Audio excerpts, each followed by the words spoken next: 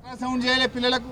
నిన్నటి నుంచి ఒక అమ్మాయి కడుపు నొప్పితో ఏడుస్తుంటే అల్ట్రాసౌండ్ చేయలే ఇప్పటిదాకా. ఏమైందా అల్ట్రాసౌండ్ చేయలేదంటే, అల్ట్రాసౌండ్ మధ్యాహ్నం 2 గంటల దాకానే చేస్తాం సార్, మధ్యాహ్నం 2 తర్వాతనే వస్తుంది అన్నది కడుపు, అందుకే రాత్రి అల్ట్రాసౌండ్ మన దగ్గర ఉండదు సార్. మధ్యాహ్నం 2 బజే అల్ట్రాసౌండ్ బంద్ అంటుండు సూపరింటెండెంట్. ఇక సిటీ స్కాన్ దగ్గర పోయినా, సిటీ స్కాన్కు పేద తాళం వేసి పెట్టిరు కింగ్ కోటి ఆసుపత్రిలో. ఆనాడు వైద్య ఆరోగ్య శాఖ మంత్రిగా కేసీఆర్ గారు ముఖ్యమంత్రిగా వారి డైరెక్షన్లో నేను ఇక్కడ సిటీ స్కాన్ పెట్టించిన. పరిస్థితి ఏంటంటే, మేము పెట్టిన సిటీ స్కాన్ నడపశాతం అయితే లేదు గవర్నమెంట్కు. 6 నెలలు అయిందట తాళం వేసి సిటీ స్కాన్కు. ఏమైందా సూపరింటెండెంట్ గారు అంటే, టెక్నీషియన్ లీవ్ పెట్టిపోయింది సార్, టెక్నీషియన్ పోతే ఇంకో టెక్నీషియన్ తెచ్చుకోవా? 6 నెలలకెళ్ళి సిటీ స్కాన్ పనిచేయకపోతే పేదల పరిస్థితి ఏంది?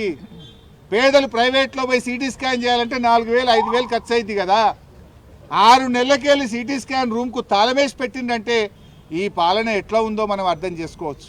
సో ఏది ఏమైనా ఇప్పటికైనా ప్రభుత్వాన్ని, రాహుల్ గాంధీని కోరుతున్నాం, రాహుల్ గాంధీ ఫుట్బాల్ చూసుడు కాదు, ఈ పిల్లల్ని చూడొచ్చి కోటిలో నీలఫోర్లో ఉన్న పిల్లల కడుపు నొప్పితో బాధపడుతున్న పిల్లల్ని చూడు, కనికరం చూపు, రేవంత్ రెడ్డికి డైరెక్షన్ ఇచ్చి ఇలాంటి పునరావృతం కాకుండా చేయాలని చెప్పి